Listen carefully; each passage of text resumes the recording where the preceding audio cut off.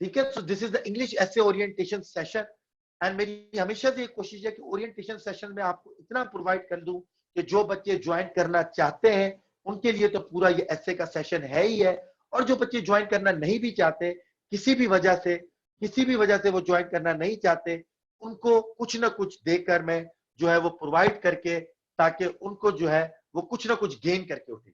अगर आज वो मुझे अपना कोई 2 आवर्स दे रहे हैं, it is my responsibility to give them something जिससे उनको फैसिलिटेट हो और उनको हेल्पफुल हो। ठीक है। तो मैंने आपको एजेंडा भी बताया आज की क्लास का। ठीक है। राना, आपको आवाज नहीं आ रही तो ये आपका मसला है, मेरे स्टूडेंट सबको आवाज आ रही है। अच्छा जी, आज का एजेंडा भी बताया कि पहले डिस्कस करेंगे फेलियर रेट क्यों ज्यादा है, देन टेक्निकलिटीज आपको बताई जाएंगी, वर्ड से शुरू करेंगे, सेंटेंस पे मूव करेंगे, then comprehension of a topic पे मूव करेंगे, देन जो है हम आउटलाइन, इंट्रोडक्शन, कंक्लूजन, इस तरह जो हम मूव करेंगे और आपको एक कॉम्प्रिहेंसिव लेक्चर ओरिएंटेशन दिया जाएगा कि what is essay is all about and how to write a good essay, relevant essay, CSS 2500 words essay in an examination. सही है जी। तो इस तरह आपको बीच में कोई भी क्वेश्चंस होंगे तो आप जो है वो पूछते जाइएगा चैट के अंदर। जब मैं देखूंगा 9 से 10 क्वेश्चंस हो गए तो मैं जवाब दे दूंगा। ठीक है। तो अच्छा, माइक मैंने जानबूझ के म्यूट किए हुए ताकि जो है वो डिस्टर्बेंस ना हो। अच्छा जी, CSS essay one of the difficult या दी डिफिकल्ट सब्जेक्ट कंसीडर किया जाता है। Failure rate is more than 90%। Reason क्या है? अच्छा, मैं क्यों डिस्कस कर रहा हूं? ठीक है। Why am I discussing the rate, the reasons behind the failure of essays? Because the first step to solve a problem is to know what is the problem. ठीक है। पहला स्टेप किसी भी प्रॉब्लम को सॉल्व करने का, किसी भी चैलेंज को सॉल्व करने का, इंपेडिमेंट को क्रॉस करने का, वो है कि आप उस प्रॉब्लम को समझे, आप उस क्राइसिस को समझे, आप उस चैलेंज को समझे। वरना पूरा ऐसे पता चला पढ़ लिया और हम वही चीजें रिपीट कर रहे हैं जो एग्जामिनर बोल रहा है कि इसकी वजह से बच्चे फेल हो रहे हैं, तो फिर हमारा कोई फायदा नहीं, फिर हमारा कोई फायदा नहीं है जो है पूरा ऐसे प्रिपेयर करने का। तो पहले हमें वो फ्लॉज पता होना चाहिए कि जो बच्चे कर रहे हैं, ताकि जब हम ऐसे कंप्लीट पढ़ेंगे या जो बातें करेंगे तो उसमें हम उन पॉइंट्स के ऊपर अपनी फोकस सबसे ज्यादा रखें। ठीक है। उन पॉइंट्स के ऊपर हम सबसे ज्यादा अपना फोकस करें ताकि हम वो गलतियां, वो मिस्टेक्स, वो ब्लंडर्स को हम रिपीट ना करें एग्जामिनेशन हॉल के अंदर। ठीक है। वो ब्लंडर रिपीट ना करें। जी doctor Neelam, this class is only about CSS English essay. अच्छा जी, क्यों है जी पैनिक क्यों हो रहा होता है, क्यों बच्चे फेल हो जाते हैं? कुछ इसमें मैं टेक्निकल बातें करूंगा, कुछ सब्जेक्टिव बातें करूंगा, कुछ इसमें ऑब्जेक्टिव बातें करूंगा जो टेक्निकलिटी से, कॉम्प्रिहेंशन से, प्रिपरेशन के फ्लॉज से, कुछ सब्जेक्टिव बातें होंगी जो आपकी पर्सनैलिटी से, आपकी इमोशनल इंटेलिजेंस से, आपकी स्ट्रेस मैनेजमेंट से रिलेटेड है। तो जो मैंने पहला स्टेप यहाँ पे लिखा है वो है panic and lack of confidence. सबसे पहली वजह बच्चों के ऐसे में फेल होने की, जितना मैंने देखा है, जितना मैंने पढ़ाया है या जिन लोगों से मैंने पढ़ा है, हर एक ने ये बोला है कि lack of confidence and panic. पहली वजह है कि बच्चा जैसे ही CSS की प्रिपरेशन स्टार्ट करता है, वो ऐसे को एक कॉन्कर चीज, एक इनप्रेग्नेबल चीज, एक ऐसी चीज समझता है जिसको कॉन्कर नहीं किया जा सकता, जिसको पास नहीं किया जा सकता। तो वो चीज उसके कॉन्फिडेंस को शटर कर देती है। या इसकी दूसरी वजह ये होती है कि वो जिन मेंटोर्स के पास जाता है, जिन गाइड्स के पास जाता है, जिनसे गाइडेंस लेता है, वो इसको बोलते हैं देखो ऐसे पास करना जी बड़ी बात है, बड़ी मुश्किल चीज है। आप अगर इलीट इंस्टीट्यूशन से ताल्लुक रखते हो, अगर तुम्हारी इंग्लिश, स्पोकन इंग्लिश एक फ्लुएंट है, तभी तुम ऐसे पास कर सकते हो, वरना नहीं कर सकते। तो उसके कॉन्फिडेंस को शटर कर देते हैं। ठीक है। तो लैक ऑफ कॉन्फिडेंस कभी भी नहीं रखना। ये मैं आज पहली क्लास के कुछ पहले 10 मिनट्स में मैं आपको ये बात बोल रहा हूं कि ऑलवेज बी कॉन्फिडेंट। ठीक है। Always be confident. अभी से ही बी कॉन्फिडेंट हो जाओ कि यार मुझे नहीं आता ऐसे, ओके नहीं आता, बट यस मुझे ये बात पता है कि मुझे ऐसे नहीं आता। ये बहुत इंपॉर्टेंट चीज है। ठीक है। सोक्रेटिस ने बोला था I know only one thing that I do not know anything. ये भी जानना कि मुझे कौन सी चीज नहीं आती, मुझे कौन सी चीज नहीं आती है, ब्लेसिंग है। इसी से कॉन्फिडेंस गेन कर लो, अच्छा मुझे ऐसे नहीं आता, ये बात मुझे पता है कि मुझे ऐसे नहीं आता, तो मैं सीखूंगा, और मैं क्या क्या सीखूंगा ये भी मुझे चीजें पता है कि मुझे क्या क्या सीखना है। इससे कॉन्फिडेंस गेन करो। बच्चे क्या करते हैं कि ऐसे को बहुत बड़ा एक कोई बड़ी सी चीज बनाकर पेश करते हैं उनके सामने, और वो वहीं पर शटर हो जाते हैं कि ये चीज हम नहीं कर सकते। ये नहीं होना चाहिए। हर प्रॉब्लम को एक टेक्निकल प्रॉब्लम समझो, अपनी स्ट्रेटेजी चेंज करो, वो चीज सही है, देन पैनिक नहीं होना। अगर कॉन्फिडेंस हो तो कभी भी पैनिक नहीं है एग्जाम के अंदर, ठीक है। अगर कॉन्फिडेंट हो तो कभी भी एग्जाम के अंदर जो है वो पैनिक नहीं करोगे। जी डॉक्टर नीलम, प्रेसी और कॉम्प्रिहेंशन का मैं सेशन ले चुका हूं, मैं आपको जो है ग्रुप में आपको सेंड कर दूंगा, उसकी रिकॉर्डिंग आप वो सुन लीजिएगा। हमारा प्रेसी और कॉम्प्रिहेंशन का सेशन जो है ऑन गोइंग है, 2 से 3 क्लासेस हुई है, तो वो भी आप ज्वाइन कर सकते हैं, ठीक है ना। तो ये 2 बातें हमेशा याद रखना, जो कि सब्जेक्टिव इन नेचर है, ठीक है। क्या है? सब्जेक्टिव इन नेचर है। दूसरी चीज फ्लॉ इन प्रिपरेशन, आपकी प्रिपरेशन के अंदर फ्लॉज होते हैं, वो हम आगे जाके डिस्कस करेंगे, कहां कहां पे लैकिंग। लैंग्वेज एरर्स होते हैं, majority of the students do not know the correct usage of vocabulary, उनको मैच्योर यूजेज ऑफ वोकेबलरी नहीं आ रही है, they kept repeating the same words in the whole paragraph, in the whole essay. Threads है तो threads ही use कर रहे हैं, मेजर्स यूज करे जा रहे हैं, ठीक है। तो करेक्ट यूजेज ऑफ वोकेबलरी किस तरह करनी है, सेंटेंस स्ट्रक्चर किस तरह का होना चाहिए। एक जैसे सेंटेंस स्ट्रक्चर नहीं होते जी पैराग्राफ्स के अंदर, डिफरेंट सेंटेंस स्ट्रक्चर आपको आने चाहिए और उनकी करेक्ट यूजेज आनी चाहिए। काफी दफा सेंटेंस स्ट्रक्चर की वजह से ना सिर्फ ऐसे में बल्कि प्रेसी में भी आप कंफ्यूजन क्रिएट कर देते हैं। आपके स्ट्रक्चर आपके सेंटेंस को, आपकी बात को एम्बिगुअस, वैग बना देता है, कंफ्यूजन क्रिएट कर रहा होता है कि ये स्टूडेंट बोल क्या रहा है, एस्पायरेंट का मकसद क्या है ये बात करना, ठीक है। Incorrect use of words, correct usage of vocabulary नहीं पता, सेंटेंस स्ट्रक्चर पता है, मल्टीपल सेंटेंस स्ट्रक्चर्स नहीं पता कि किस तरह सेंटेंस स्ट्रक्चर्स को लिखना है, देन ग्रामेटिकल एरर्स, वो तो ब्लंडर है। एक मैं चीज आपको बता दूं, ग्रामेटिकल एरर चाहे वो प्रेसी के अंदर हो चाहे वो एसे के अंदर हो, ब्लंडर है। और ग्रामेटिकल एरर में कोई मुश्किल ग्रामेटिकल एरर नहीं बोल रहा, ग्रामेटिकल एरर में 2 ग्रामेटिकल एरर की बात कर रहा हूं, error of tenses and error of spelling. ये 2 गलतियां की, ब्लंडर, उससे आगे चीज नहीं है जी। समझ में आ रही है बात? ये है मिस्टेक्स जिसकी वजह से आप जो है वो मोमिना, मैं आपको दे दूंगा, आपको एंड में सारी डिटेल्स प्रोवाइड कर दी जाएगी। Just WhatsApp me your name, I will add you in the group. So आप इस सेशन को लेती रहे आराम से, सुकून से, और at the I will provide each and every detail at the end of the session. Thank you जी।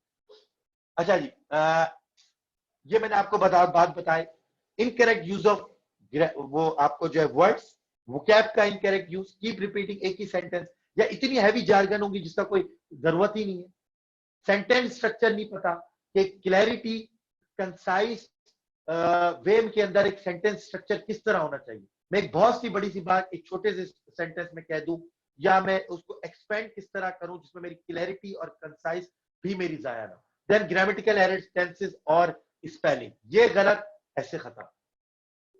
चौथा reason, fail to comprehend the topic of an essay, essay का टॉपिक नहीं समझ पाते, ठीक है। ऐसे का टॉपिक नहीं समझ पा रहे, भाई ऐसे का टॉपिक है क्या। For example, expansion of information technology, curse और blessing, expansion of information technology, curse and blessing, जमीन आसमान का फर्क है 2 ऐसे के अंदर, एक में और है एक में एंड है। कैसे लिखेंगे इसको, कर्स पे कितना लिखना है, ब्लेसिंग पे कितना लिखना है, एंड में कितना लिखना है, और में कितना लिखना है। एक ऐसा है ग्लोबल वार्मिंग, फैक्ट और फिक्शन, कैसे इसको टैकल करोगे, दोनों को 50-50 करोगे, एक सिर्फ स्टांस पे लिख दोगे, दूसरे स्टांस पे लिख दोगे, कैसे करोगे। टॉपिक को कॉम्प्रिहेंड नहीं कर पाते कि भाई और है, एंड है, क्या पूछ रहा है, आखिर में क्वेश्चन मार्क लगा हुआ है तो किस तरह करना है, आखिर में क्वेश्चन मार्क नहीं लगा हुआ ऐसे के टॉपिक में तो किस तरह डील करना है। छोटी छोटी सैटेलिटीज है जिसको हमने कॉम्प्रिहेंड करना है ऐसे को।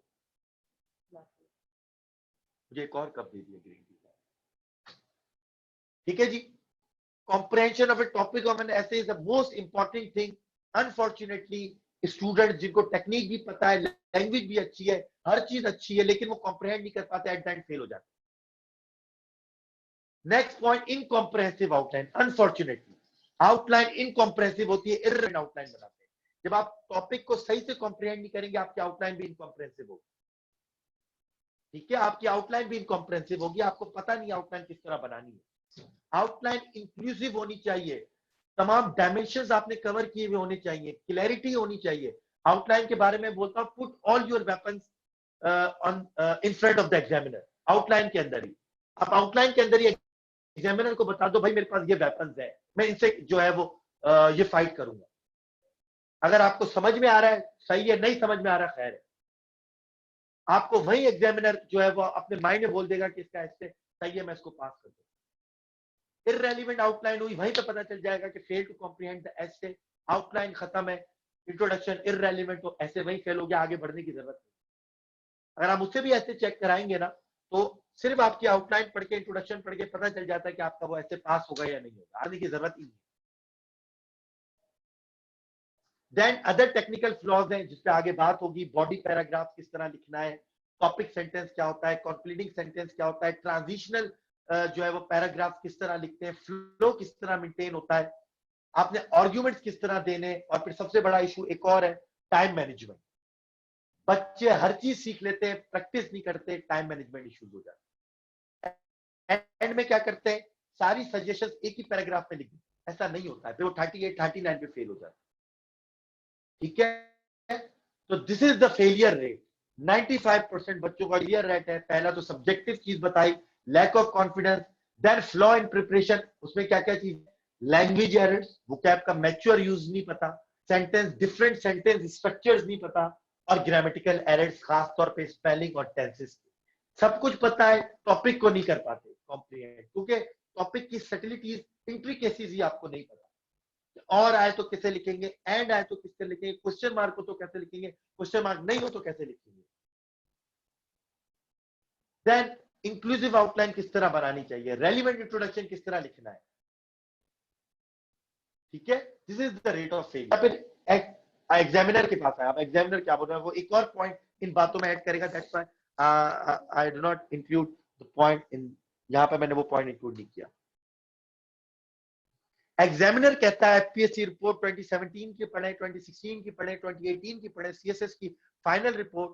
तो एग्जामिनर बोल रहा है the reason of failure in English essay is reliance on crammed knowledge, dull monotony. अब ये मोनोटोनी क्यों होती है, मोनोटोनी इसलिए होती है कि आपकी यूजेज ऑफ वर्ड ही गलत है, आप कंटिन्यूअसली गुड बैड एक ही वर्ड्स यूज करे जा रहे हैं, एक ही सेंटेंस स्ट्रक्चर यूज करे जा रहे हैं, तो आपका ऐसे मोनोटोनस होगा, आपका ऐसे एक ही टोन में मूव कर रहा होगा, वहां पे जो है वैरायटी नजर नहीं आ रही होगी, मोनोटोनस कहलाता है।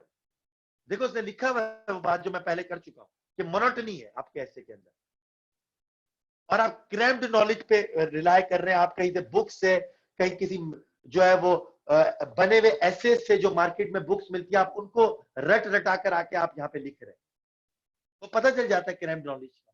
क्योंकि एग्जामिनर ऑलवेज से दैट कि student always writes what they know instead of what has been asked by them.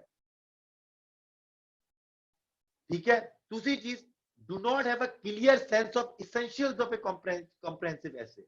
आपको इसेंशियल्स नहीं पता, इसेंशियल्स में क्या चीजें, वही मैच्योर वोकैब किस तरह होगी, सेंटेंस स्ट्रक्चर क्या होगा, पैराग्राफ कैसे होगा, पैराग्राफ के अंदर टॉपिक सेंटेंस कैसे होगा, कंक्लूडिंग सेंटेंस कैसे होगा, जो है आप जो है वो, अगर आप रैपिड फ्लो, आप रैपिड चेंजिंग नहीं ला सकते, अगर आप कॉजेस से इंपैक्ट्स पे जा रहे हैं, इंपैक्ट्स पे सॉल्यूशन की तरफ जा रहे हैं, तो डायरेक्ट आप एक पैराग्राफ से दूसरा ग्राफ में कॉजेस से इंपैक्ट्स पे नहीं जा सकते, आपको ट्रांजिशन पैराग्राफ बनाने पड़ेंगे।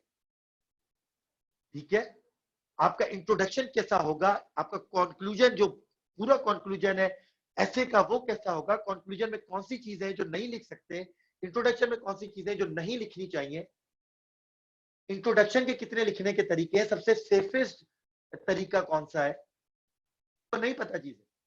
आप बस गए, बुक देखा, चलो भाई चलो ऐसे लिखने बैठ जाओ, ये नहीं है। आपको एसेंशियल्स पता होने चाहिए। देन आपकी अगली बात आ जाएगी कि हाँ अब जो है वो हमारे आर्ग्यूमेंटेशन का है। अब आर्ग्यूमेंटेशन के लिए कहां से मटेरियल गैदर करना है वो हम पूछेंगे, ठीक है, वो हम आपको बता देंगे, या दे भी देंगे काफी ऐसे इसका, वो मसला नहीं है। Must know about the quality of a standard ऐसे, स्टैंडर्ड ऐसे की क्वालिटी क्या होनी चाहिए वो आपको पता होना चाहिए, ठीक है। स्टूडेंट्स क्या बोल रहे हैं जी, मुझे समझ में नहीं आ रहा। Sir how to comprehend the topic, Sindhu पूछ रही है। सर जी बिल्कुल बताएंगे, ठीक है ना, बिल्कुल बताया जाएगा। अच्छा यहाँ पे कुछ लोग बोल रहे हैं सर आपका नहीं पता, तो मैं एवरीवन को बोल देता हूँ, किसी को ड्यूरिंग द लेक्चर भी अगर व्हाट्सएप करना है तो कर दे, मैं उनको जो है ग्रुप में ऐड कर दूंगा और सारी डिटेल उनको बता दी जाएगी। ये मेरा नंबर मैं आपको सेंड कर रहा हूँ, तो आप इसके ऊपर मुझे व्हाट्सएप करके अपना पूरा नाम सेंड कर सकते हैं। चलें जी आगे बढ़ते हैं। ये तो मैंने आपको बता दिया वो वाली बात कि the first step to solve the problem is to know there is a problem and is to know what is the problem. अब हमें प्रॉब्लम पता चल गई क्या है जी, ठीक है। अब हम आगे बढ़ते हैं कि हमें किस तरह प्रिपरेशन करनी चाहिए, असल में हमें किस तरह सीखना है ऐसे को, वो हम देखते हैं।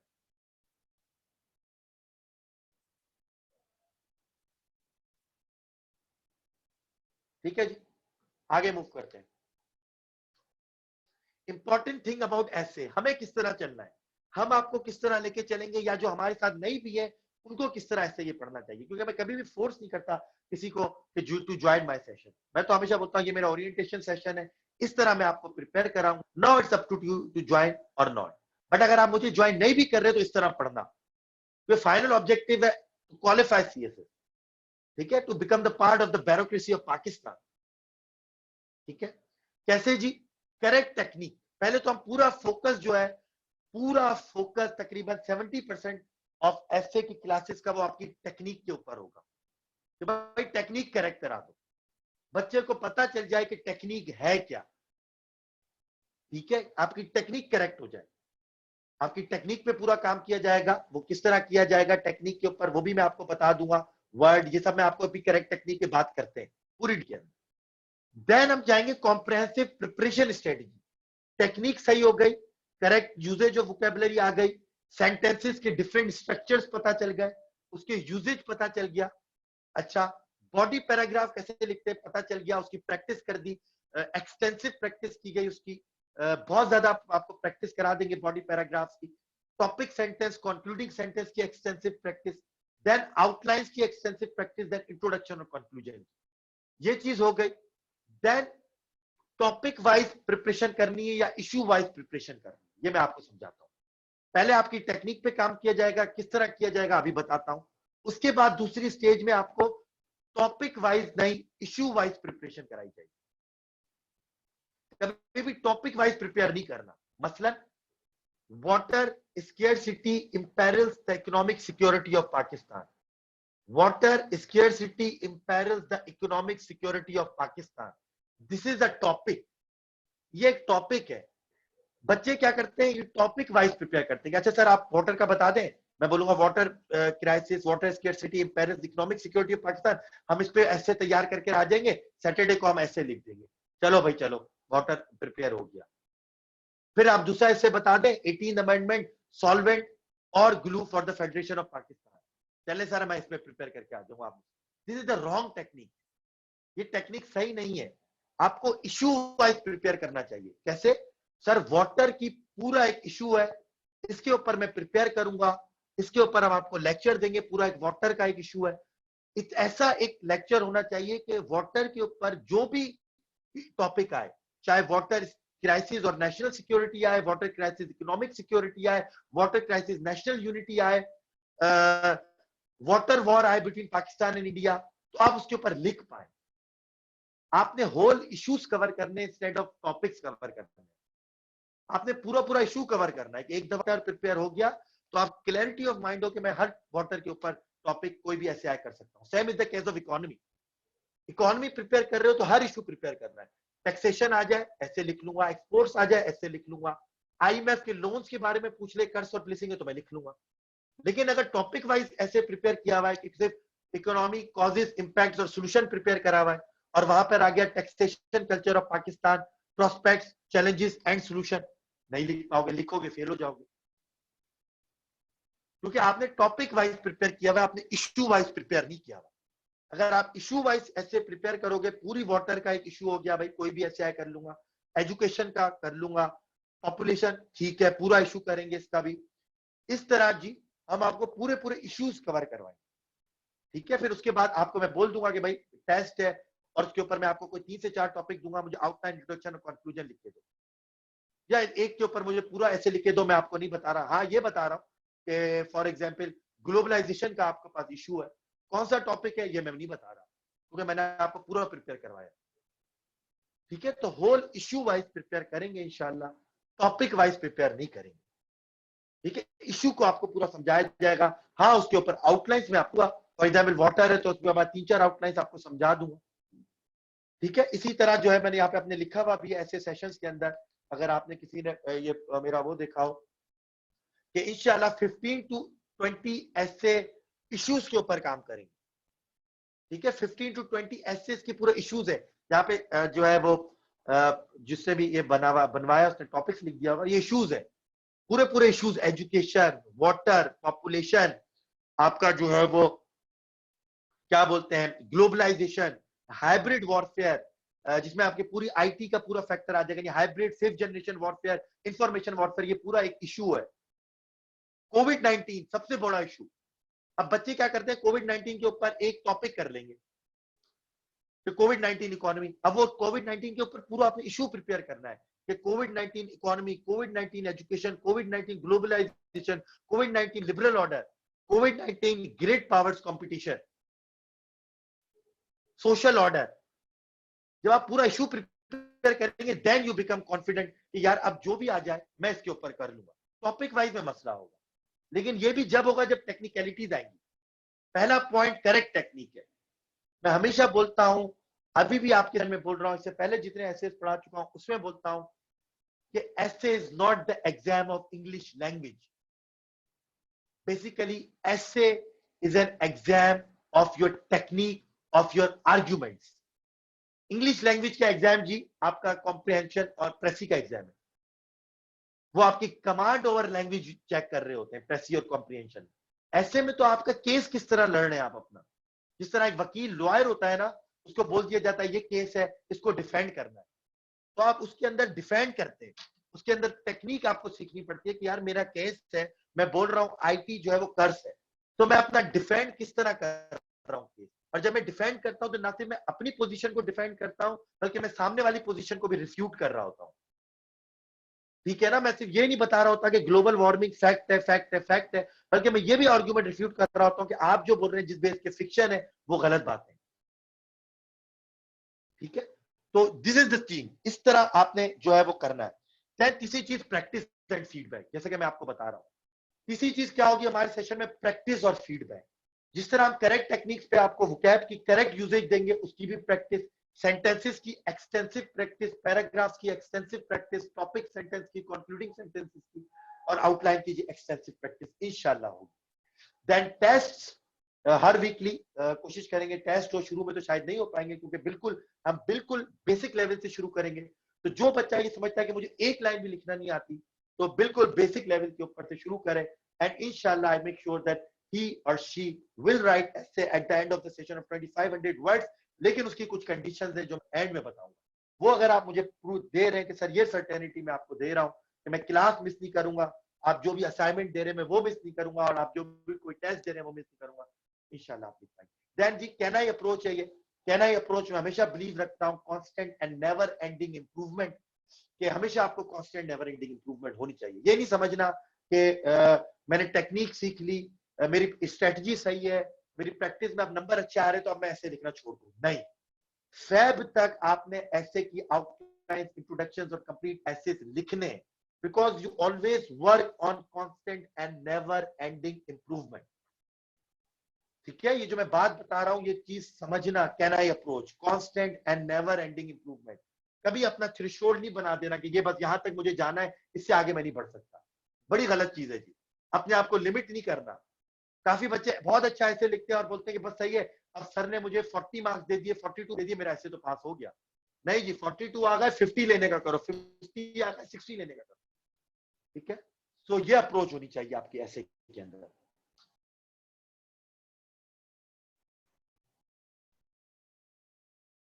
Sir, I am no beginner in CSA. Kindly must tell about essays ground, how to start any essay into body para conclusion. जी जो भी है ये प्राइवेटली बोल रहे हैं जी, मैं सब बताऊंगा।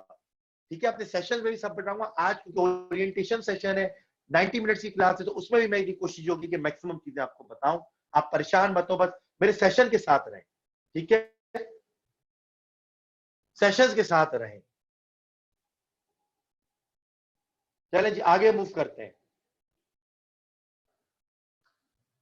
करेक्ट टेक्निक, करेक्ट टेक्निक में आप किस तरह मूव करेंगे, जिस तरह मैं आपको बता रहा था। सबसे पहले हम काम करेंगे सबसे बेसिक लेवल के ऊपर, वो है word.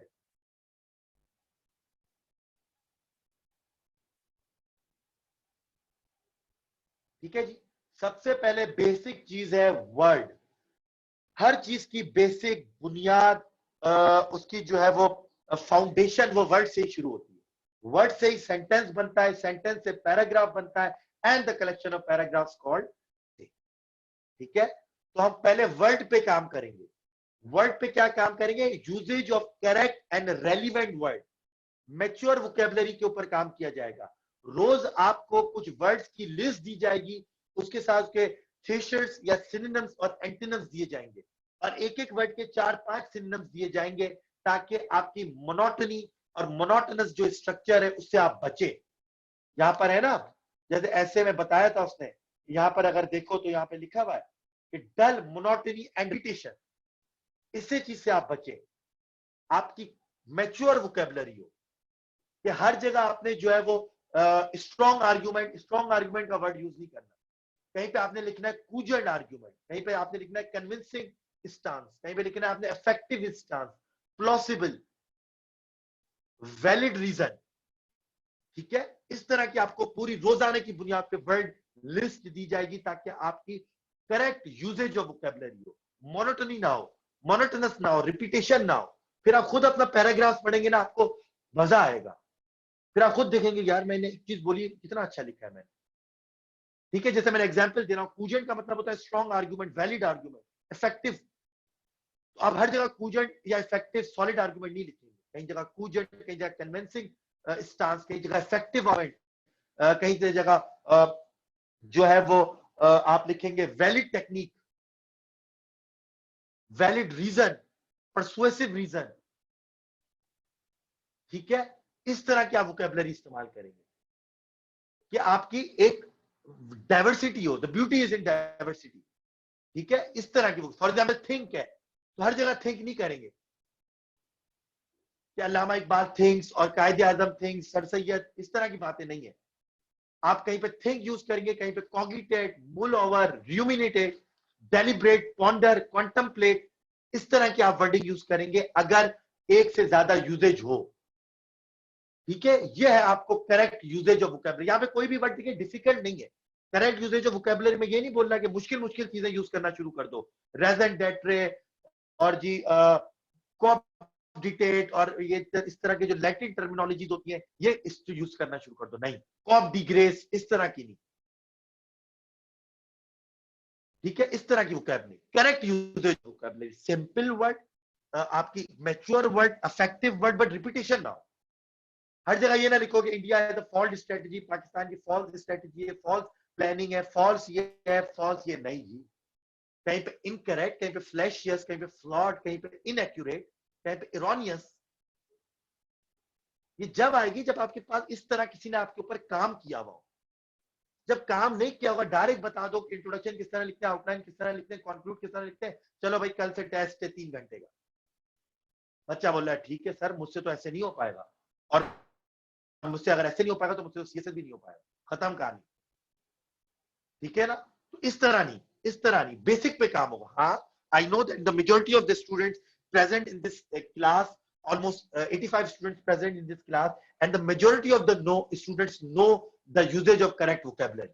Majority of the students को पता हो, लेकिन जो बेसिक स्टूडेंट है, जिनको कुछ नहीं पता, मेरा तो सारा काम ही उनके ऊपर काम करना है।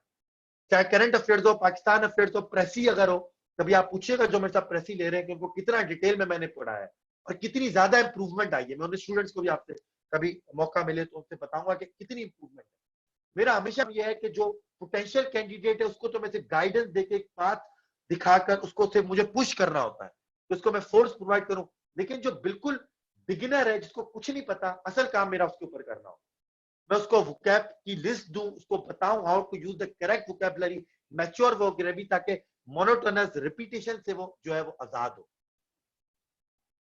इसी तरह अमेजिंग, हर जगह पे अमेजिंग लिख रहे होते हैं, awesome argument, amazing, good argument, good argument. भाई आप वोकैब तो अपनी वेरी करें, डाइवर्सिफाई करें, spectacular, stunning, astonishing, magnificent, stupendous, mind blowing.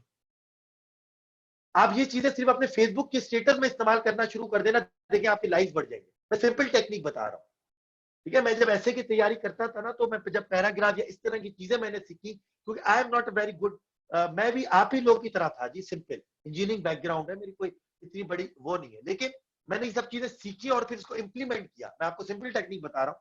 मैंने जब ये चीजें सीखी और अपनी वोकैब को डाइवर्सिफाई करना शुरू किया, तो मैंने इसको सबसे पहले इंप्लीमेंट कराया ट्विटर और फेसबुक के ऊपर। मैं जब स्टेटस लिखता था तो मैं कोशिश करता था कि अच्छी vocabulary, correct use of vocabulary, mature vocabulary use करो। आप खुद ही देखेंगे डिफरेंस कि लोग आपका स्टेटस पढ़ने में बोलेंगे यार कितना अच्छा लिखा है, और एक आम से स्टेटस जो एक वैग है, मोनोटोनस है, वो तो आपको देखेंगे आप, वो आपको मजा नहीं आएगा। ठीक है ना। तो correct usage of vocabulary, mature usage is the basic thing. ठीक है। इसी तरह फॉल्टलेस लिखा हुआ है, हम लोग काफी जगह लिखते हैं कि भाई फॉल्टलेस है, ये वेरी क्लीन है, वेरी प्योर है, वेरी क्लीन, वेरी प्योर। भाई ये क्या है? Faultless, immaculate, impeccable, stainless, unspoiled. ठीक है। इस तरह के हम वर्डिंग यूज करेंगे अपने ऐसे के अंदर। डाइवर्स, इसमें देखिए कोई चीज मुश्किल नहीं है। कभी ये ना बोलना कि सर ने बोला कि मुश्किल वर्ड यूज करो, मुश्किल वर्ड है ही नहीं। कहीं पर इमैक्युलेट या स्टेनलेस या इम्पीकेबल मुश्किल नहीं होता। किसी भी दुनिया की वर्डिंग में ये मुश्किल लफ्ज नहीं है, ये करेक्ट वर्ड है, मैच्योर यूज ऑफ वोकैबुलरी है। कहीं पे भी फ्लेशियस या इरोनियस मुश्किल नहीं है। ठीक है। डिफाइन, एक्सप्लिकेट, ठीक है, इस तरह के वर्ड मुश्किल नहीं है। बट आपको नहीं आते, आप समझते हैं मुश्किल। बट वो वाली वोकैबुलरी नहीं करनी जो मैं बता रहा हूँ, ये लैटिन वाली। ये करेक्ट यूजेज ऑफ वोकैबुलरी है रिपीटेशन से बचने के लिए। ये सिर्फ ना आपको ऐसे में मदद करेगी, बल्कि प्रेसी में तो आपको बहुत बहुत ज्यादा मदद करेगी। कॉम्प्रेंशन में तो बहुत बहुत ज्यादा मदद करेगी, क्योंकि उसका मतलब ही होता है कि अपनी वर्डिंग में लिखें। और अपनी वर्डिंग में लिखने का मतलब होता है use synonyms and sentence structure को आप अपनी मर्जी से। अगर वहां पे अमेजिंग लिखा है तो आप स्पेक्टेकुलर लिख देंगे, वहां पे फॉन्टलेस लिखा है इमैक्युलेट लिख देंगे, वहां पे फॉज लिखा है इरोनियस लिख देंगे, थिंक लिखा आप कंटेम्पलेट लिख देंगे। So all the things are connected. पहले हम काम करेंगे जी आपकी टेक्निक पे, वर्ड के ऊपर टेक्निक पे काम करेंगे। अच्छा, कुछ लोग बोल रहे हैं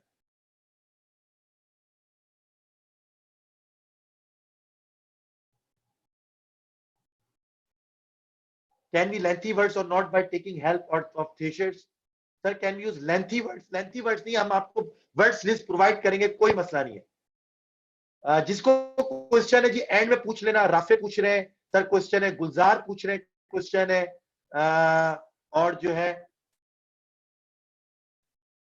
ठीक है, बाकी जो भी क्वेश्चन इंशाल्लाह आखिर में मैं आपको टाइम दूंगा। इसके बाद मेरी जनरल साइंस एंड एबिलिटी की क्लास है, तो उसको मैं डिले भी कर दूंगा, कैंसिल भी कर दूंगा, कोई बात नहीं। आज मेरा टाइम आप लोगों के लिए फ्री सेशन है, कोई इशू नहीं है। जो पूछना है पूछना, रिलेटेड टू ऐसे, अपार्ट फ्रॉम ऐसे, ऑप्शनल, कुछ भी पूछना है पूछना, कोई मसला नहीं। बट मुझे जरा ऐसे का लेक्चर लेने दो। चले जी। देन ना सिर्फ वर्ड से आगे हम बढ़ेंगे फ्रेजल वर्ब के ऊपर। ठीक है, काफी दफा हम फ्रेजल वर्ब भी यूज करते हैं अपनी राइटिंग को मिच्योर, एक्सप्रेशन से भरी हुई राइटिंग बनाने के लिए।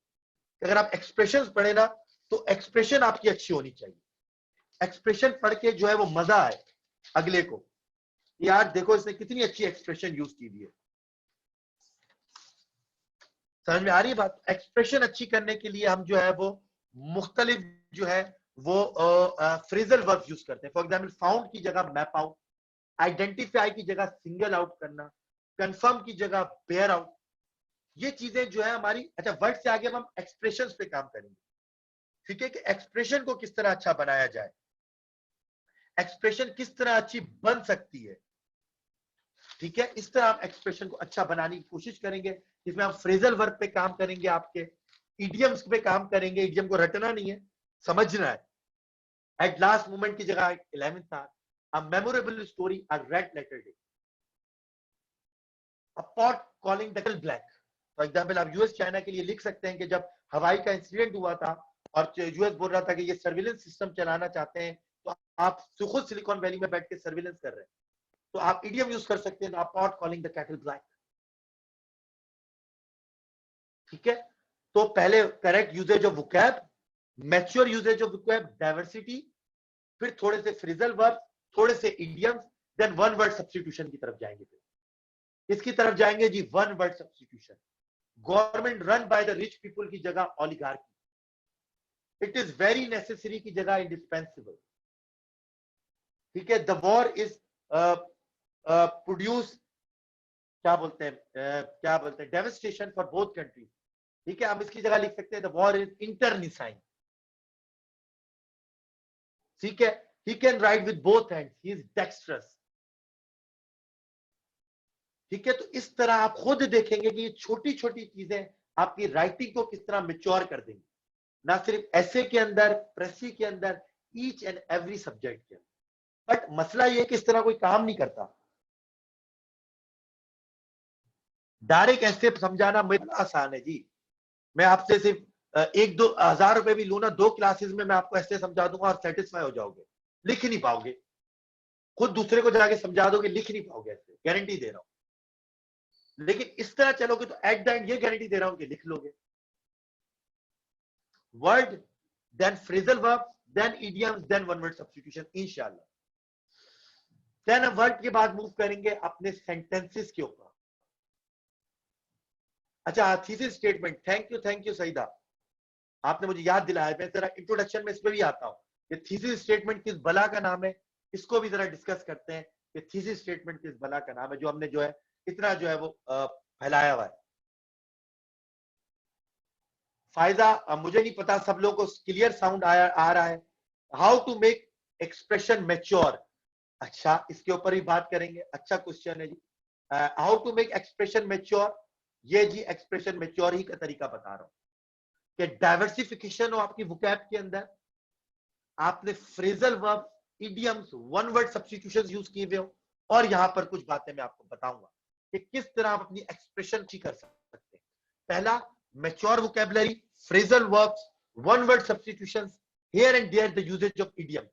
फिर आपने सेंटेंसेस के अंदर डिफरेंट स्ट्रक्चर्स भी आपको आने चाहिए कि थो यट का क्या स्ट्रक्चर है, सो दैट का क्या स्ट्रक्चर है, नॉट ओनली बट ऑल्सो का क्या स्ट्रक्चर है, इफ कंडीशनल सेंटेंसेस किस तरह लिखते हैं, नाइदर और नॉर का क्या स्ट्रक्चर है, कंपैरिजन करना है तो क्या स्ट्रक्चर है, ठीक है। कंपैरिजन करना है तो क्या स्ट्रक्चर है, पता होना चाहिए हमें, ठीक है। आप लोगों को ये चीज पता होनी चाहिए और ये हम आपको बताएंगे इंशाल्लाह, ठीक है। देन राइट एक्सप्रेशन किस तरह लिखनी है भाई, पहली बात mature vocabulary, phrasal verb, one word substitution, then affirmative sentences आपने लिखने। फॉर एग्जांपल यहां पे लिखा है Pakistan did not receive much foreign direct investment during pandemic, Pakistan received meagre FDI during pandemic. मैंने डू नॉट रिसीव को मीगर कर दिया, एक्सप्रेशन देखें कितनी अच्छी हो गई, अफर्मेटिव सेंटेंस आ गया, ठीक है। अफर्मेटिव सेंटेंसेस आ गए यहां पर। I cannot, Pakistan failed to understand the policy of the United States of America. ठीक है, आप इसको लिख सकते हैं the policy of United States of America is incomprehensible for the leadership of Pakistan. इसमें क्या किया मैंने, पैसिव यूज करके उसकी एक्सप्रेशन को अफर्मेटिव बना दिया, ठीक है। तो राइट एक्सप्रेशन के लिए पहली बात मैच्योर वोकैबुलरी, दूसरी बात फ्रेजल वर्ब्स को यूज करें, अच्छी बात है, आपको लिस्ट प्रोवाइड की जाएगी, प्रैक्टिस कराई जाएगी, वन वर्ड सब्स्टिट्यूशन यूज करें, देन अफर्मेटिव सेंटेंसेस को ज्यादा से ज्यादा यूज करें, कोशिश करें नेगेटिव सेंटेंसेस से बचें। Simple example, he is not present, he is absent, एक नेगेटिव स्ट्रक्चर, एक अफर्मेटिव सेंटेंस है, ठीक है। Did not receive, received meagre, did not receive much foreign direct investment, receive meagre investment. Can not understand, incomprehensible, ठीक है, affirmative sentences. Then simple tenses को use करें, कोशिश करें जितने सिंपल टेंसेस यूज कर सकते हैं करें, कॉम्प्लेक्स सेंटेंसेस को यूज ना करें, कॉम्प्लेक्स स्ट्रक्चर्स यूज ना करें, क्योंकि आप कंफ्यूजन कर देंगे। जस्ट वंस आपने ये चीज आ गई आपको, देन आपको हम प्रैक्टिस कराएंगे कि यार प्रोफेशनल बन गए, अब आप आगे करो।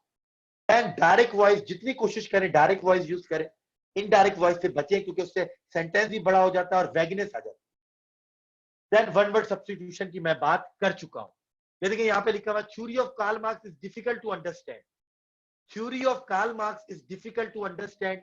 इसको मैंने क्या किया, एक्सप्रेशन अच्छी करने के लिए, the theory of Karl Marx is relatively abstruse. किस तरह की जी, अंडरस्टैंड का वर्ड सिर्फ अगर मैंने, मुझे करेक्ट यूजेज ऑफ वोकैबुलरी आती है, मुझे ये पता है कि मुझे करेक्ट टेक्निक का पता है, मुझे अच्छी वोकैबुलरी, मैच्योर वोकैबुलरी का पता है, तो मैं जी आराम से जो है वो इसके ऊपर जो है वो वहां पे मैं कर सकता हूं। अगर मुझे ये चीज यहां पर पता है, मुझे ये चीज यहां पर आइडिया है, तो ठीक है। तो सेंटेंस के ऊपर काम किया जाएगा, पहले वर्ड के ऊपर, फिर सेंटेंसेस के ऊपर, डिफरेंट स्ट्रक्चर्स, एक तरह के स्ट्रक्चर भी यूज नहीं करने, तो वो फिर मोनोटनी आ जाएगी। देन राइट एक्सप्रेशंस, एक्सप्रेशंस को किस तरह सही करें, affirmative, simple tenses, direct voice, one word substitution and mature vocab, जो कि डेली की बुनियाद पे इंशाल्लाह आपको लिस्टिंग देंगे, आपके वर्डिंग बहुत अच्छी हो जाएगी। बट वही मैं गारंटी, एक चीज की कंडीशन, एक चीज जो कंडीशन है कि आप उसको पढ़ेंगे, जो भी आपको असाइनमेंट दिया जाएगा आप उसको करेंगे।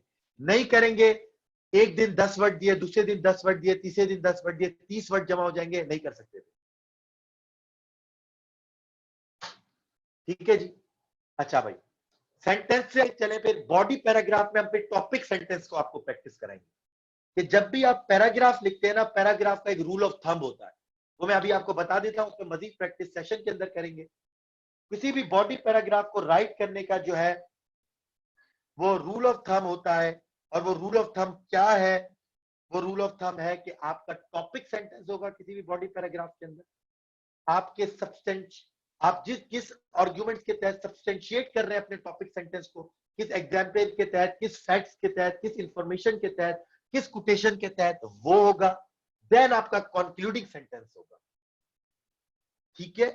किसी भी बॉडी पैराग्राफ को राइट करने के लिए रूल ऑफ थंब, मैंने हमेशा बताया कि मैं आपको टेक्निकल लेके चलूंगा जी, ये तो आप मुझे बता दें, क्योंकि मेरा, जैसे मैंने पहले भी बताया कि आप डन इंडस्ट्रियल मैन्युफैक्चरिंग इंजीनियरिंग, तो मेरा दिमाग तो जी वो इंजीनियर्स की तरह ही चल रहा होता है, और मैं इसी तरह पढ़ाता हूँ कि मैं टेक्निकली लेके आपको चलूंगा कि भाई ये बॉडी पैराग्राफ है, इसका रूल ये है, बस ये रूल अप्लाई करो, सही हो जाएगा, सेफ हो।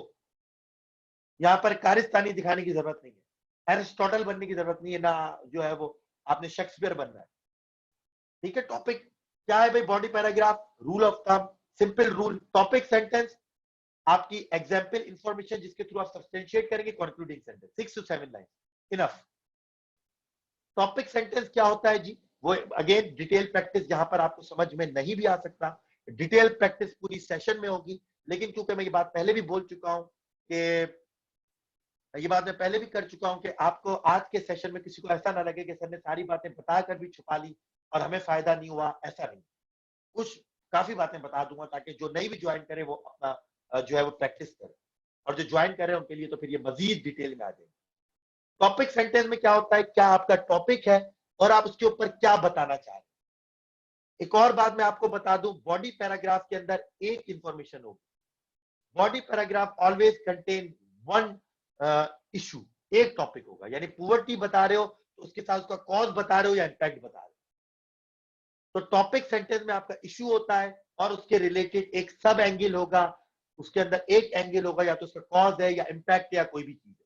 जैसे यहाँ पे लिखा हुआ है, the topic is poverty and sub angle is increasing poverty. Topic क्या है, पुअर्टी, और उसका सब एंगल क्या है कि पुअर्टी इंक्रीज हो रही है। तो टॉपिक सेंटेंस क्या बन गया हमारा, there are numerable factors instrument in augmenting poverty, but the most dominant and apt factor factor is common people believe on this and that. ठीक है, टॉपिक क्या था? पुअर्टी। सब एंगल क्या था कि रीजन फॉर इंक्रीजिंग पुअर्टी, उससे हमने एक टॉपिक सेंटेंस बना लिया। इस तरह मैं आपको कोई एक्सटेंसिव टॉपिक सेंटेंसेस की प्रैक्टिस कराऊंगा। मैं आपको बता दूंगा टॉपिक यह है, सब एंगल यह है, मुझे टॉपिक सेंटेंसेस लिख के दो। कल 20 टॉपिक सेंटेंसेस लिख कर आना। Poverty in Pakistan gets boost owing to non availability of technical education at tehsil level. देखो पुअर्टी आ गया, सब एंगल क्या था, रीजन क्या है इंक्रीज के, वो आ गया सब एंगल। टॉपिक सेंटेंस इस तरह एक्सटेंसिव प्रैक्टिस होगी इंशाल्लाह इंशाल्लाह, क्योंकि ये बहुत जरूरी है। टॉपिक सेंटेंस नहीं हुआ, बॉडी पैराग्राफ नहीं लिख सकते।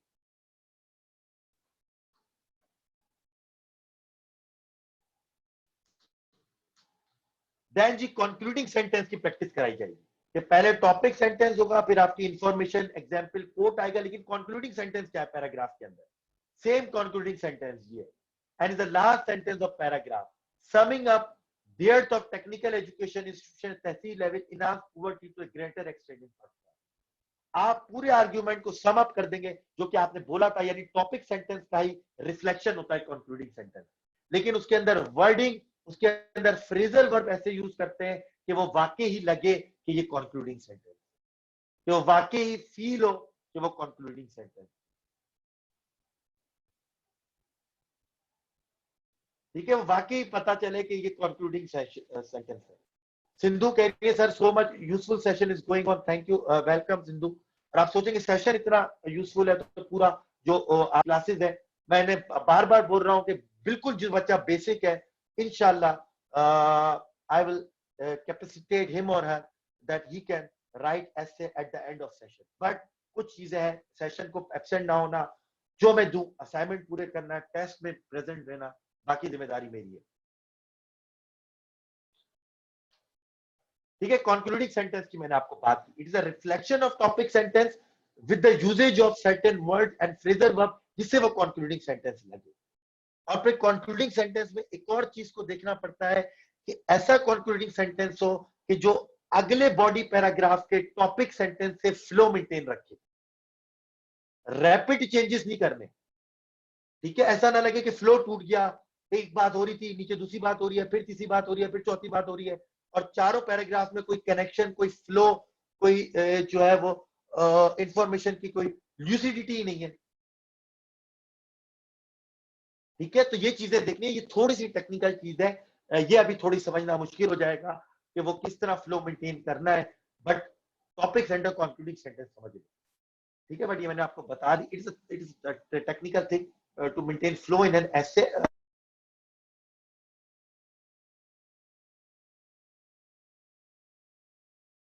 करेंगे आप एंड कैसे करेंगे पैराग्राफ? मैंने आपको पहले ही बताया ना कि मैं रूल है बेसिकली बॉडी पैराग्राफ का, topic sentence, example fact, information जिसे आप सब्सटेंशिएट करो, और जो है वो कंक्लूडिंग सेंटेंस। खत्म, बन गया आपका बॉडी पैराग्राफ, कुछ सोचने की जरूरत ही नहीं। क्या मसला है इसके अंदर? आप देखिए, खुद आप देखेंगे आप कितने बॉडी पैराग्राफ लिखते हैं रूल के तहत। मैं आपको पहले टॉपिक सेंटेंस की प्रैक्टिस कराऊंगा, फिर कंक्लूडिंग सेंटेंस की प्रैक्टिस कराऊंगा, फिर बोलूंगा अपने आर्ग्यूमेंट्स को किसी से भी सब्सटेंशिएट कर दो। आप देखिए, आप लिख के दे देंगे। अगर आपकी ये चीजें हैं, आपके एक्सप्रेशन पे काम हुआ हुआ है, आपके वर्ड फ्रेजल पे काम हुआ हुआ है पहले, तो कोई मसला ही नहीं है। उसके अंदर ना मोनोटोनी होगी, ना जो है वो डाइवर्सिटी मौजूद होगी, एक्सप्रेशन अच्छा होगा खुद ब खुद। आप खुद हैरान होंगे कि यार हम ही लिख रहे हैं, इससे पहले हमें लिखना ही नहीं आता था, किस तरह लिख रहे हैं।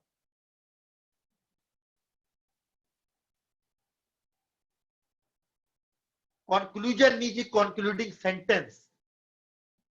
ठीक है, concluding sentence, how we should write, any how we should write. अच्छा, एक दूसरे को बता रहे हो तुम लोग। देन जी पैराग्राफ के ऊपर आएंगे। जब ये तमाम चीजें सीख ली, then paragraph is not a big thing for us. फिर पैराग्राफ किसी की जो है वो हमें जरूरत ही नहीं होगी। ठीक है, पैराग्राफ की, क्योंकि हमारे पास हमें टॉपिक सेंटेंस लिखना आता है, हमें कंक्लूडिंग सेंटेंस लिखना आता है, और हमें बॉडी जिसमें हम एग्जांपल फैक्ट्स क्वेश्चन सब्सटेंशिएट करेंगे अपने आर्गुमेंट को, वो हमें पता होगा। फॉर एग्जांपल हमारा टॉपिक सेंटेंस है कि एक्सपोर्ट्स जो है वो पाकिस्तान में डिक्लाइन हो रहे हैं, ये हमारा टॉपिक है। डिक्लाइन किस वजह से हो रहे हैं? पेनिट्रेशन नहीं है मार्केट के अंदर, तो हम लिखेंगे the sole reason behind the declining of export in Pakistan is limited penetration in world economy. ये हमारा टॉपिक सेंटेंस हो गया। बॉडी में हम लिखेंगे according to the economic survey of Pakistan 2018, 2019 या 2019, 2020, the exports of Pakistan to certain countries concentrated towards a certain countries, उसकी statistics दे देंगे कि भाई अफगानिस्तान, पाकिस्तान, कनाडा, यूएस के अंदर पाकिस्तानी कंसंट्रेशन ज्यादा है और दूसरी मार्केट्स जो है like Latin America, Russia, Africa, इसको आपने एक्सप्लोर ही नहीं किया हुआ। देन कंक्लूडिंग सेंटेंस में आपको कंक्लूड कर देंगे कि इन अ नटशेल और to sum of the argument we can say in to sum of the argument one can say that, इस तरह जो है उसको कंक्लूड कर देंगे, या देयरफॉर करके, इन अ नटशेल करके, नेवरदलेस करके, बहुत सारे तरीके हैं कंक्लूडिंग सेंटेंस।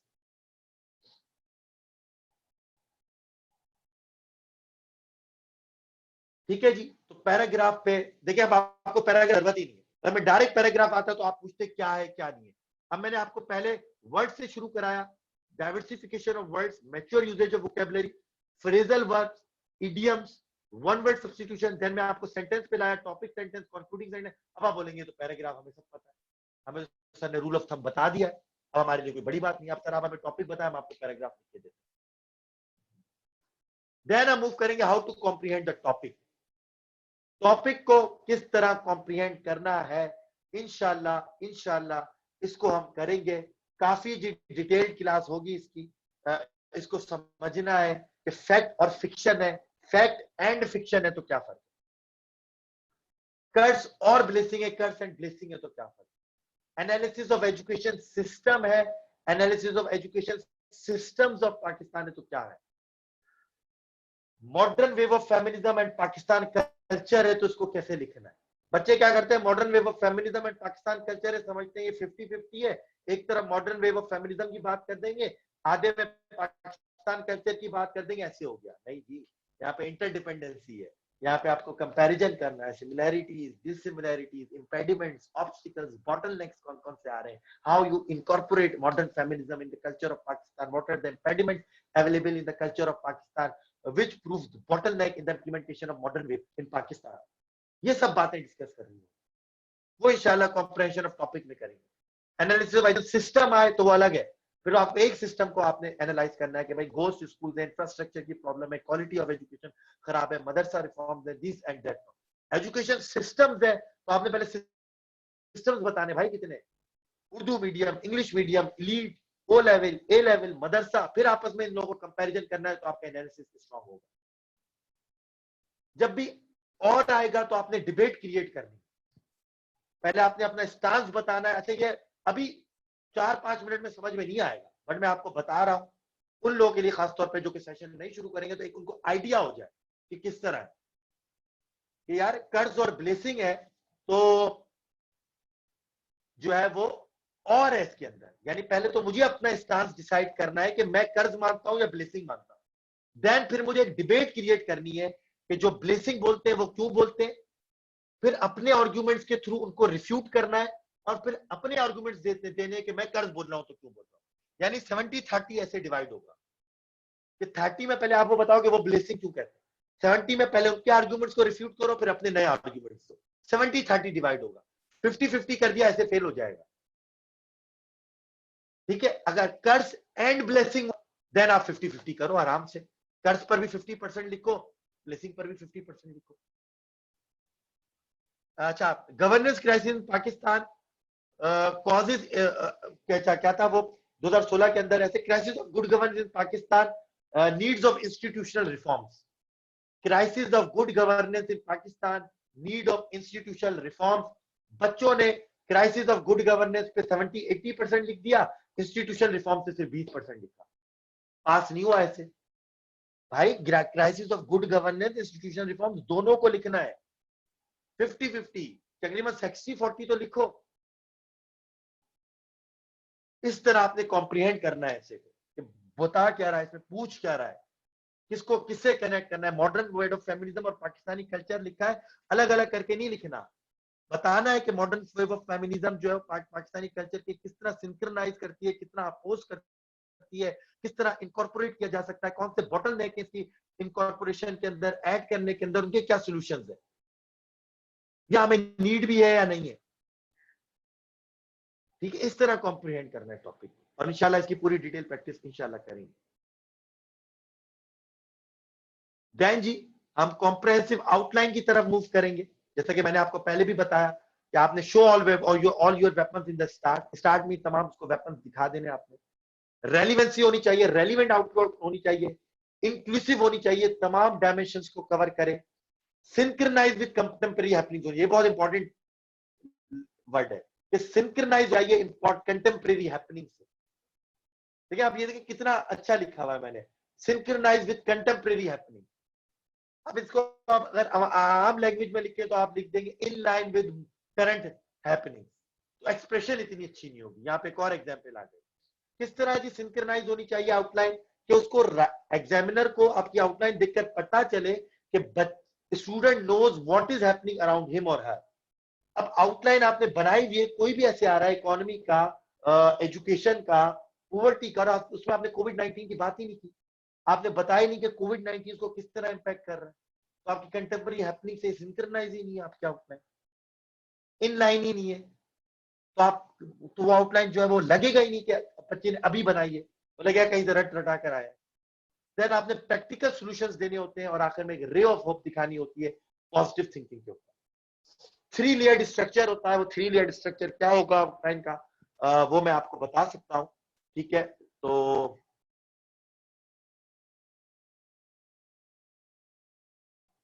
नहीं जी रिपोर्ट नहीं, ऐसे डिफरेंट चीजें, ऐसे आर्गुमेंट है, आप अपना केस पेश कर रहे हैं।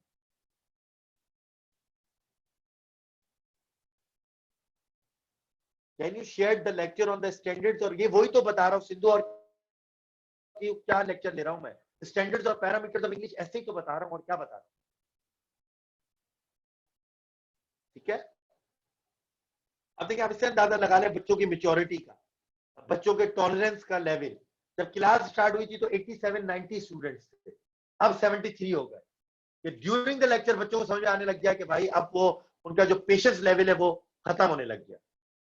ये चीज मैं आपको बोल रहा हूं, ये चीज आपने नहीं करनी। अगर आप वाकई ही ऐसे लिखना चाहते हैं और इस तरह चलना चाहते हैं तो पेशेंस लेवल होना चाहिए, ईच एंड एवरीथिंग सीखनी है, असाइनमेंट करना है, यही से आप मेच्योरिटी लेवल देखें। फिर बोलते हैं 97 से 98% बच्चे फेल हो गए। उन्होंने शुरू में सुना कि सर ने ये बातें बताई, यार ये तो आसान है, तो हम कर लेंगे, चलो बस खत्म। पूरा लेक्चर सुनने की जरूरत ही नहीं, क्यों सुने, पता है ये तो सब बताता। पेशेंस होना चाहिए, सुनो समझो। आउटलाइन की मैं आपको दिखा देता हूं, एक इंक्लूसिव आउटलाइन किस तरह की होगी। फॉर एग्जांपल यहाँ पे is there a water war in Asia future, कि क्या वाटर वॉर पॉसिबल है एशिया फ्यूचर के ऊपर, मैंने आउटलाइन बनाई हुई है। इससे आपको पूरा डिस्कस भी किया जाएगा किस तरह जो है वो 3 लेयर्ड आउटलाइन है। देखिए इसको बोलते हैं 3 लेयर्ड आउटलाइन। एक आपका यहाँ पर एक हेडिंग है, उसके अंदर सब हेडिंग, और सब हेडिंग के अंदर मजीद पॉइंट, ये 3 लेयर्ड आउटलाइन होती है। और मैं हमेशा इसी को सपोर्ट करता हूँ कि इसी तरह की आउटलाइन बनानी चाहिए जो कि कॉम्प्रहेंसिव होनी चाहिए। ठीक है, एक कॉम्प्रहेंसिव आउटलाइन होनी चाहिए। इसके ऊपर काम किया जाएगा आउटलाइन के ऊपर, और अगर आपकी आउटलाइन इंक्लूसिव है, कॉम्प्रहेंसिव है, तो आपको जो है वो आपका जो एसे पास करने की प्रोबेबिलिटी बहुत ज्यादा इंक्रीज हो जाएगी, बहुत बहुत ज्यादा इंक्रीज हो जाएगी।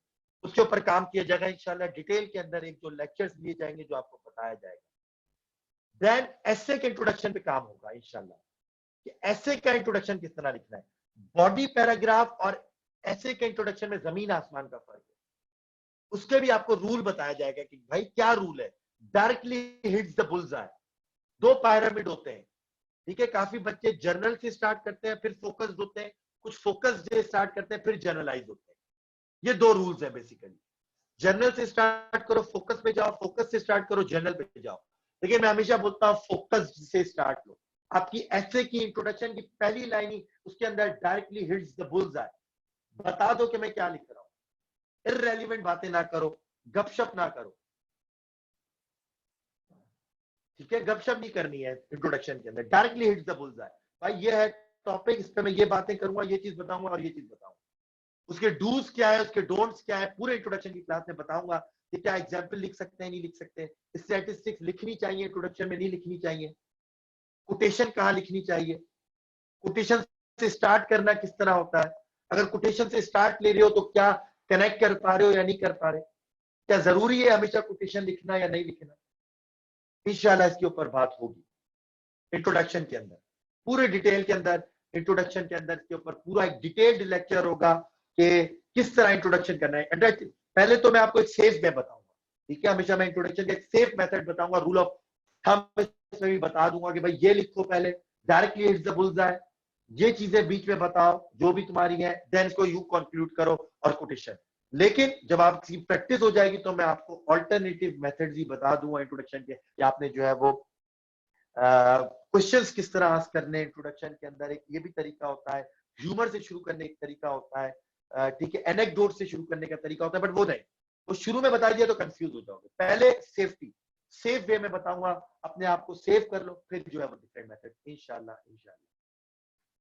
देन कंक्लूजन, कंक्लूजन के अंदर क्या होना चाहिए, जो कि आपके एसे का कंक्लूजन होगा। रूल ऑफ थंब कंक्लूजन यह है कि do not discuss anything new in conclusion, do not discuss anything new in conclusion. Again repeat कर रहा हूं, do not discuss anything new in conclusion. पूरे ऐसे में जो बातें की उसी का कंक्लूजन लिखोगे। इंट्रोडक्शन का रिफ्लेक्शन होता है कंक्लूजन, लेकिन अगेन जो वहां पे फ्रेजल वर्ड्स यूज होते हैं, या वर्ड्स यूज होते हैं, या इडियम्स यूज होते हैं, या जो है एक्सप्रेशन यूज होगी, वो कंक्लूडिंग इन नेचर होगी। ऐसा लगेगा कि वाकई आप कंक्लूजन लिख रहे हैं। कोई भी नया आइडिया डिस्कस नहीं होगा, इसकी मजीद प्रैक्टिस कराई जाएगी। तो अगर आप देखें तो हम जो है वर्ड से चलेंगे, सबसे पहले वोकैबुलरी, क्योंकि आप देख रहे हैं वोकैबुलरी की कितनी ज्यादा इंपॉर्टेंस है। Then phrasal verb, idioms, one word substitution, then sentences और एक्सप्रेशन पे काम, affirmative, simple sentence, direct voice, one word substitution, then topic sentence की एक्सटेंसिव प्रैक्टिस, कंक्लूडिंग सेंटेंस की एक्सटेंसिव प्रैक्टिस, बॉडी पैराग्राफ्स की प्रैक्टिस, फिर comprehend topic का lecture. अच्छा, अक्सर लोग यहां से शुरू करते हैं ऐसे कि किस तरह टॉपिक को कॉम्प्रिहेंड करना चाहिए, ठीक है, इसकी प्रैक्टिस करेंगे, आउटलाइंस के ऊपर लेक्चर्स लेंगे, देन इंट्रोडक्शन और कंक्लूजन, फिर इंशाल्लाह आप जो है वो पूरा ऐसे लिखेंगे। ये चीज पूरी यहां पर लिखी है जो कि मैंने आपको बताई, ठीक है जी, ये पूरी चीज यहाँ पे लिखी है। इंशाल्लाह in the end you will have confidence, because you will have more ideas than the required 2500 words. एक गारंटी मैं आपको दे रहा हूं, शुरू में भी स्टार्ट में बोला था, अभी भी बोल रहा हूं कि each and every one of you, irrespective of the educational background, irrespective of its command, their command in English language, आप जो है पूरा ऐसे लिख लेंगे इस सेशन के एंड में, डिपेंडिंग कि आप कोई सेशन छोड़ नहीं रहे, जो आपको असाइनमेंट मिल रहे हैं आप कर रहे हैं, और आप हर टेस्ट में मौजूद है तो आप कर लेंगे, ठीक है। तो दिस इज द स्ट्रेटेजी। और उसके बाद यह है टेक्निकल थिंग जो मैंने आपको बताई, टेक्निकल थिंग, करेक्ट टेक्निक, उसके बाद से कॉम्प्रिहेंसिव प्रिपरेशन स्ट्रेटेजी होगी, उसके अंदर मैंने जैसा कि आपको बता रहा है 10 से 15 टॉपिक की कॉम्प्रिहेंसिव प्लान स्ट्रेटेजी होगी, प्रिपरेशन से आपको कवर कराए जाएंगे, कोविड-19 का, एजुकेशन का, इकोनॉमी का, आपको जो है वो कोशिश करूंगा मटेरियल भी प्रोवाइड कर दूं, कोशिश करूंगा, और जो है वो आपको उसका कोविड-19 का, ग्लोबलाइजेशन का, लिबरल वर्ल्ड ऑर्डर का, वो आपके साथ डिस्कस किए जाएंगे, उनके आउटलाइंस और इंट्रोडक्शन बनवाए जाएंगे आपके, देन प्रैक्टिस और फीडबैक, और देन टेस्ट। फिर उसके बाद से आपकी कहना ये अप्रोच है, constant and never ending improvement, आप उसको करते रहे, ठीक है जी। सेशन आज से स्टार्ट हो गया है ओरिएंट। अच्छा, इसके बाद से मैं आपके क्वेश्चन लूंगा, तमाम बच्चों के जिनके भी जो क्वेश्चन है वो आखिर के 15 से 20 मिनट में, या जितना भी टाइम है मैं बोलूंगा, ठीक है। सेशन जी आज से स्टार्ट हो गया है। पूरे सेशन की होल कोर्स की फीस है 6000 रुपीज। जिस तरह मैं आप पे जो है वो इन्वेस्ट कर रहा हूं, जितना मैं आपको बताऊंगा, फीस जी बहुत ज्यादा चीप है, तो काइंडली कोई ये ना बोले कि सर कोई और मजीद जो है वो इसके अंदर कोई हमें डिस्काउंट है, इससे ज्यादा जी डिस्काउंट में दे नहीं सकता, because it is a very cheap. Because मैं ना सिर्फ आपको ऐसे पढ़ा रहा हूँ, मैं आपकी पूरी लैंग्वेज सही कर रहा हूँ, जो आपके हर पेपर में जो है वो आपको काम आएगी। क्या फीचर्स है वो इसके अंदर भी लिखे हुए, 15 to 20 टॉपिक्स पे नहीं, इश्यूज के ऊपर काम होगा इंशाल्लाह। 15, 20, 25 क्लासेस के अंदर पूरा इसको कवर होगा, and you will in the end confident enough to write the essay. जिसको ये रजिस्ट्रेशन करानी है, मेरा व्हाट्सएप नंबर लिखा है 0343237430 व्हाट्सएप करें अपना नाम, मैं आपको अपने एसे के व्हाट्सएप ग्रुप में ऐड कर दूंगा। कल जी इसी टाइम के ऊपर क्लास है एसे की, इसी टाइम के ऊपर एसे को शुरू किया जाएगा, पहला लेक्चर, यानी वर्ड के ऊपर काम किया जाएगा, आपकी वोकैब के ऊपर काम किया जाएगा, इसी टाइम के ऊपर जी क्लास है। अब मैं आपके माइक्स खोल देता हूं, ठीक है, म्यूट ऑल करके आपको इजाजत दे देता हूं कि आप अपने माइक भी खोल पाए। वन बाय वन आप लोग मुझसे क्वेश्चन पूछ सकते हैं, लेकिन पहले जिन्होंने चैट पे क्वेश्चन किए हैं तो वो बताएंगे। How can we improve sentence structure, जी बताया। मल्टीपल सेंटेंस स्ट्रक्चर आपने करने हैं, जैसे बताया, although yet and not only but also, conditional sentences आपको आने चाहिए। आप affirmative sentences, affirmative structure use करें, डायरेक्ट वॉइस यूज करें, वन वर्ड सब्स्टिट्यूशन यूज करें, फ्रेजल वर्ब यूज करें, इंशाल्लाह हो जाएंगे, लेकिन उनकी प्रैक्टिस चाहिए। और जस्ट इंग्लिश ऐसे और ऑल ऑप्शनल कंपलसरी सब्जेक्ट, वाह मोमिना, आप 6000 में तमाम ऑप्शनल और कंपलसरी सब्जेक्ट पढ़ना चाहती हैं, ऐसा नहीं हो सकता। ठीक है, हमारे कंपलसरी सब्जेक्ट जून का सेशन स्टार्ट हो चुका है, उसकी अलग है। ऑप्शनल जो है वो ईच ऑप्शनल 6000 में आपको ऑफर कर रहे होते हैं, उसकी डिटेल अलग है, आप मुझे मैसेज कर दे तो मैं आपको दिखा दूँ। सिंधु आप मुझे मैसेज करें जी व्हाट्सएप के ऊपर, आपका केस जो है वो मैं डिस्कस कर लूंगा, कोई प्रॉब्लम नहीं है, वो मैं आपका केस टू केस आप डिस्कस कर लूंगा, ठीक है। जिसको कोई वाकई ही रियल प्रॉब्लम है अफोर्ड करने की या फाइनेंशियल इश्यूज है, वो भी मुझे मैसेज कर दें तो मैं केस टू केस देख लूंगा। अच्छा जी, sir it will be more stimulating if the end of orientation you show us your own essay, that would be more offer. अच्छा सुल्तान अमीन मैं आपको दिखा देता हूँ, अपना ऐसे भी दिखा देता हूँ एंड के अंदर, कोई नहीं है, मैं आपको शेयर भी कर देता हूँ ऐसे, कोई मसला नहीं, ठीक है, आपको वो कर देता हूँ। अच्छा जी, और क्या है क्वेश्चंस जी?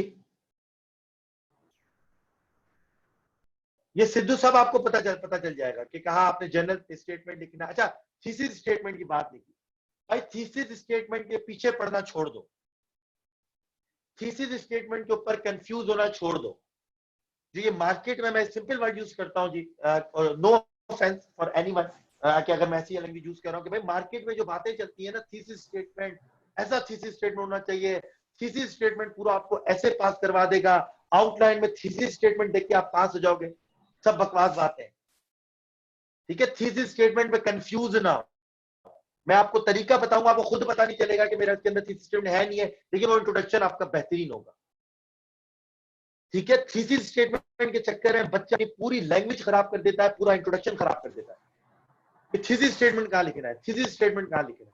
भाई रिलैक्स, एक तो इतने मुश्किल मुश्किल जो वर्ड निकाल दिए ना, थीसिस स्टेटमेंट पता नहीं कौन सी बला का नाम है, नहीं, आराम से रहो, कोई बता नहीं है, जो मैं आपको एक रूल बताऊंगा इंट्रोडक्शन का, उसके ऊपर लिखो, खुद पता चल जाएगा थीसिस स्टेटमेंट कैसे कहते, मैं नहीं बताऊंगा, मैं आपसे खुद पूछ लूंगा।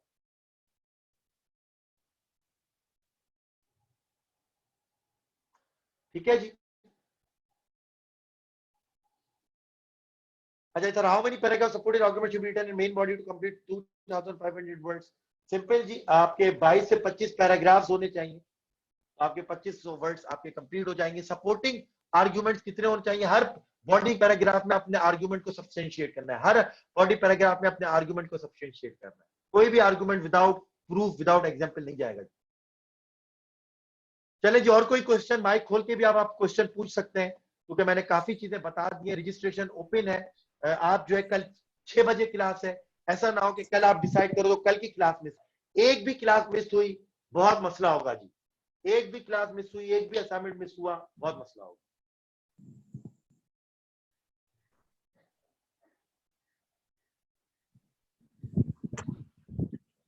अस्सलामुअलैकुम सर। वालेकुम अस्सलाम जी, राशि कौन बोल रहा है जी? आवाज आपकी डिस्टॉर्ट हो रही है जी, आवाज मुझे आपकी नहीं आ रही। मल्टीपल माइक ना खोले जी, मल्टीपल होता है, तो मैं बस ये जानना चाह रहा था कि मल्टीपल माइक्स ना खोलें, जिसको मैं बोल रहा हूँ वो खोलें। राफे, अगर आपको कोई सवाल है तो आप पूछें, आपने हैंड रेज किया हुआ है काफी देर से। Hello sir. नहीं सर, ये नहीं हो सकता। हेलो हेलो जी जी, बोले बोले। हेलो, अस्सलाम वालेकुम सर, राफे। वालेकुम सलाम। Sir, actually, I just want to ask, I have done everything with this vocabulary, phrasal verb, and idioms. Okay. So now the main issue that I'm confronting with is, before that you have said all the things that was conditional, affirmative, and direct, structures that we have to practice. So that was my question, and you have completely given all the thoughts on that. So thank you for that. Okay thank you very much Thanks a lot. चलें जी, गुलजार आप question करें जी। गुलजार पूछो आप। वालेकुम सलाम। Hello. हाँ वालेकुम sir, सलाम। ऐसे में आर आ जाए जैसे ब्लेसिंग आर कर्स, तो दोनों साइड जी। लिखनी पड़ती है। अच्छा मैंने बता देता हूँ, हल तो मैंने इसका आंसर दे दिया, मैं बता देता हूँ। अच्छा जी, अगर इसमें यह है कि जिसको और आएगा ना, तो और का मतलब है पहले तो आपको स्टांस लेना है कि आपका स्टांस क्या है। आइदर इट्स ब्लेसिंग और कर्स, आपने स्टांस लेना है। एक दफा आपने स्टांस ले लिया तो इसका मतलब ये नहीं कि उसी के ऊपर पूरा लिख दो। इसमें आपने 70-30 लिखना है कि पहले आपने बताना है कि वो लोग जिसको ब्लेसिंग समझते हैं क्यों समझते हैं, 30%। देन बाकी का 70% आपने उनके आर्ग्यूमेंट्स को रिफ्यूट करना है और अपने आर्ग्यूमेंट्स देने के मैं क्यों समझता हूँ ये कर्स। बेसिकली आपने डिबेट क्रिएट करनी है 70-30 इस तरह, ठीक है। दोनों साइडों में 50-50 नहीं लिखना, ये चीज थोड़ा सा टेक्निकल है। अच्छा जी, राना इनामुल्लाह पूछे जी।